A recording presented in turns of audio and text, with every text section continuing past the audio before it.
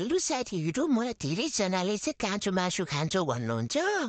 वास्तवमा चाहिँ मेरो त्यति फटा भए पनि मासु चाहिँ मलाई उसिनेर दिने गर्नुभएको छ कि यहाँ मलाई प्रिस्मा सिस्टरले पनि कमेन्ट गर्नुभएको छ काँचो मासु दिनुहुन्न बनेर मलाई थाहा छ नि मलाई दिदीले काँचो मासु दिनुहुन्न कि मलाई दिदीले मासु बोइल गरेर अनि हल्का नुन हालेर दिनुहुन्छ मैले त्यसरी नै खाने गरेको छु त्यो दिनमा चाहिँ मैले चोरेर खाएको भएर काँचो मासु परेको हो क्या फेरि दिदीले मेरो मुखबाट खोज्ने कोसिस त गर्नुभएको थियो नि त्यो दिनमा तर सक्नु भएन कि त्यही भएर चाहिँ हो वास्तवमा चाहिँ मैले मासु खाँदाखेरि बोइल गरेर खान्छु अनि कहिलेकाहीँ कलेजो र माम खान्छु तर मलाई खासै त्यति धेरै मासु चाहिँ मन पर्दैन क्या म चाहिँ कहिलेकाहीँ साग पनि खाइदिन्छु कहिलेकाहीँ लसुन पनि खाइदिन्छु मेरो मुड अनुसारको चाहिँ खानेकुरा दिनुपर्छ क्या मलाई म पनि अलिअलि दिदी जस्तै फटाफटा खाएको छु नि त